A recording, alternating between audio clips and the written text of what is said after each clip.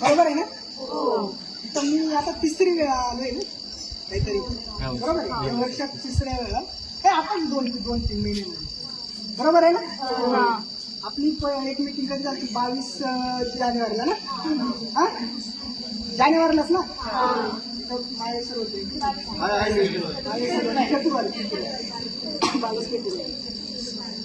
त्याच्या आधी आपण 30 मला वाटतं डिसेंबरला 2025ला एक निवेदन दिलं पाण्याचा आणि एकंदरीत स्वच्छता आणि बाकी सगळ्या प्रश्न, बरोबर आहे का?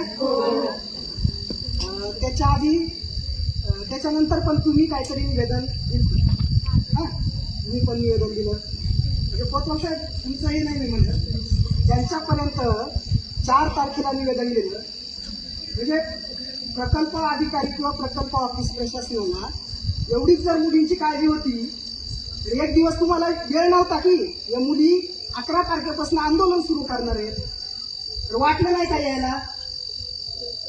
बरोबर आहे ना? चुकीचं बोलतोय का मी? चुकीचं सांगा. 22 तारखेला आम्ही इथं आलो, बऱ्याच मुद्द्यांवरती चर्चा झाली, त्यावेळेस देखील सोडवणं अपेक्षित होतं ना. म्हणजे आपण आंदोलन करायची तेव्हाच हे मुद्दे सुटणार आहेत का? याचं काहीतरी हे पाहिजे. आपल्याला काम नाही म्हणून आपण आंदोलन करतो का? आपण वेळ दिलाय, म्हणजे साहेब म्हणत असतील मला पण वेळ द्या, ठीक आहे ना? आम्ही वेळ नाही दिला नाही असं नाहीच आहे, वेळ ऑलरेडी दिलेला आहे. आता ते पाईपलाईन्स ते त्या दिवशी काहीतरी मी इंजिनियर साहेबांशी बोलणं झालं तेव्हा मी पण होतो बाळी साहेबांशी मागच्या वेळेस, तेव्हाच मला तो 22 फेब्रुवारीला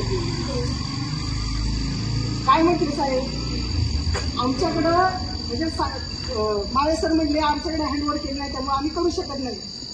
आता तेच रडगाणं आम्ही आजपर्यंत ऐकत असेल, हे अडचण आहे ते अडचण आहे, मुलींनी बाटल्या घेऊन पाण्याला जायचं, चला ती जर आवश्यकता असेल तर आम्ही जातो मुलींना सांगतो पण केलं ना, बरोबर आहे. म्हणजे आंदोलन काय आम्ही म्हणत नाही की आंदोलन करायला पाहिजे, आम्ही विनाकारण सर म्हटली प्रशासनाला वेटीस काही गरज नाही ना, प्रशासनाला वेटीस करायचं. साधे साधे बोर्ड तुटले, फॅन दुरुस्त नाही, माझ्या घरामध्ये समजा फॅन बंद असेल मी दुरुस्त करून घेतो ना, नळ नाही आहे, नळाचा प्रॉब्लेम आहे, पण काय आहे आपलं प्रशासन सरना काय वाटलं, त्यांना काही घेणं देणं नाही. प्रश्न मुद्दा जेव्हा निर्माण होईल तेव्हा यायचं आणि जायचं, एवढीच काळजी होती तर यायला पाहिजे होतं, मुलीशी डायलॉग करायला पाहिजे होतं. जाऊ दे संघटनेचं प्रतिनिधी नाहीये, मुलीशी बोलणं अपेक्षित होतं ना, काय मुलींचा प्रॉब्लेम आहे. पण आपल्याला काही वाटत नाही, आपण आपल्या कामांमध्ये वेगवेगळ्या कामांमध्ये ज्याच्यासाठी मुलांसाठी नेमले त्याच्यासाठी काहीच होत नाही. काय ती अवस्था आहे त्या बाथरूमांची, टॉयलेट मधली मुला मुलींच्या, इथलंच जाऊ द्या हो, सगळ्या काय काय हॉस्टेलची काय अवस्था आहे. म्हणजे SFI किंवा दोन्ही दुसरं कोणी आंदोलन करू द्या, त्यांनी आंदोलन केल्यानंतरच प्रशासनाला जाग येत असेल काय, म्हणजे जो काही काय दूरदृष्टी म्हणतो ना आपण, आहे का आपल्या प्रशासनाला? वाटतं का दूरदृष्टी असणार आहे? म्हणजे आम्ही जागा वाढवण्यासाठी तेव्हा जागा वाढणार, आम्ही पाणीसाठी आंदोलन करायचं तेव्हा पाणी मिळणार, चांगल्या जेवणासाठी आंदोलन करायचं तेव्हा जेवण मिळणार चांगलं. हे काय चाललंय काय? म्हणजे वर्षभरात SFI कुठलं आंदोलन केलं का? साहेब केलं का? किंवा ऑफिसवरती का? नाही केलं. आम्ही म्हणलं जाऊ द्या बघू बरं काय अडचणीत, अनेक गोष्टीला तेच अडचण. म्हणजे SFI जेव्हा आंदोलन करेल तेव्हा प्रशासनाला जर जाग येत असेल आणि पुन्हा म्हणायचं प्रशासनातल्या अधिकाऱ्यांनी काय SFIच्या नात येऊन देऊ नका, बऱ्याच ठिकाणी होत आहे, बरोबर आहे, जाऊ नका, बरोबर आहे ना? यस. आम्ही चुकीचं करतोय का?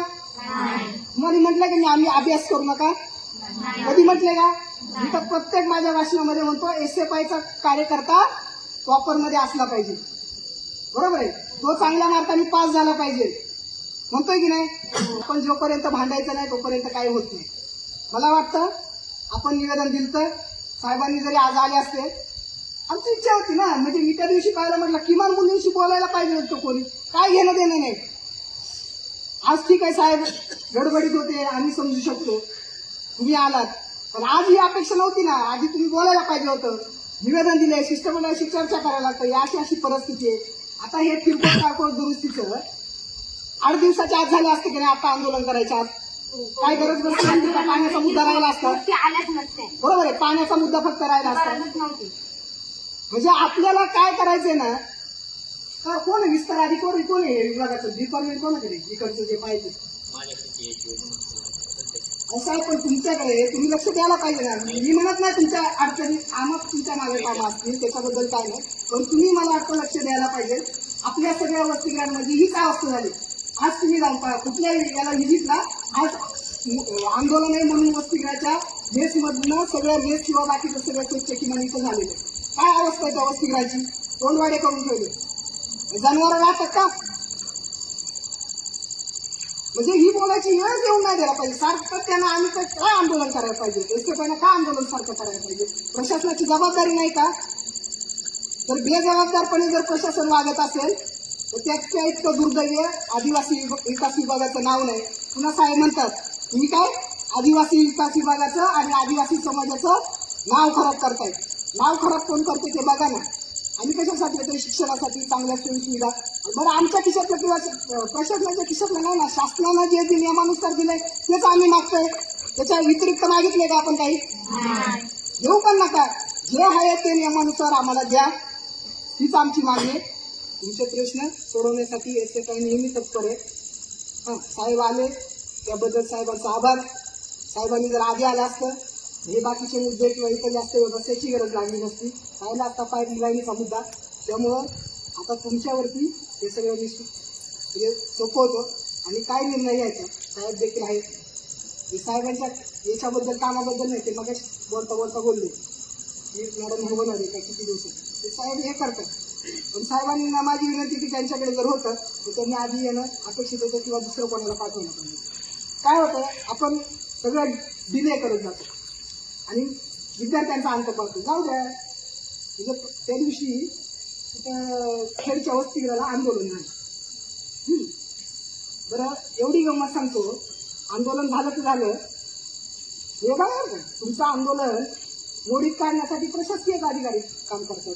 त्या मुलांना हाताशी धरून आंदोलन देखील मोडीत काढतात. काय किरकोळ कारकोळ मुद्दे जे आहेत, जे सातत्यानं टॉयलेट बाथरूम, तिथेही तोच मुद्दा, टॉयलेट बाथरूम शॉकअप होतं. त्या दिवशी माहिती मी नव्हतो, त्यामुळे ते आंदोलन त्यांनी काढलं मोडीत. ठीक आहे, काढलं ते काही विषय नाही, होत राहतील मुद्दे, आंदोलन होत राहतील. परंतु चांगल्या जगण्यासाठी म्हणजे वसतिगृह काही नुसते कोंडवाडे करून ठेवायचे नाही. आणि वर्ण म्हणायचं तुम्ही अधिकारी झाले पाहिजे. बरोबर आहे, ठीक आहे, संघर्ष करायला पाहिजे. म्हणजे जन्मापासून मरणापर्यंत संघर्षच आहे हो, त्याच्याबद्दल काय नाही म्हटलं, संघर्ष करायचंच आहे. पण का जे मिळतंय ते जर चांगलं मिळालं तर चांगले करतील ना. मी म्हणतो तुम्ही सुधारणा लावा ना. तुम्ही का नियम धाब्यावर बसवता. गृहपालांनी देखील ती काळजी घेतली पाहिजे. हे इतकं म्हणजे भयान वाटतंय ना. म्हणजे आमच्यासारखे जे कार्यकर्ते रस्त्यावर आम्ही सातत्याने लढतो, म्हणजे क्यू येते वसतिगृह कशासाठी निर्माण केले. आणि जर प्रश्नांवरती जगण्या म्हणण्याच्या प्रश्नांवरती जर विद्यार्थी भांडत असेल तर हे काय चाललंय वसतिगृहांमध्ये. हे ते वसतिगृह आहेत का, हे असे विद्यार्थी गाडवायचे का, तिथं काय गाडवायचे त्यांनी ठरवावं. म्हणजे जर प्रशासनाला एवढी जर विद्यार्थ्यांची काळजी असेल, ते एका वसतिगृहाचं झालं, अशा अनेक वसतिगृहाचं सांगता येईल. पण प्रशासन त्याला जर गांभीर्याने घेत असेल तर हे होणार आहे. हे तर ही वसतिगृह फक्त चालवलेत, विद्यार्थ्यांचं भविष्य म्हणजे काय अंधकार होत चालेल. त्यामुळं मला साहेबांना विनंती आहे की हे जे काही मी सगळं बोललोय ज्या वसतिगृहांमध्ये होते ते देखील सुधारावं. म्हणजे आता मुलींच्या वसतिगृहाला आलेत, पण तुम्ही नुसतं फक्त काय आहे त्या याच्यासारखं आम्हाला तोंडाला पानं पुसल्यासारखं आणि टपली मारवून गेल्यासारखं करू नका. मुद्दे सुटले पाहिजेत. वसतिगृहामधलं चांगलं शिक्षण झालं पाहिजे. बरोबर आहे ना.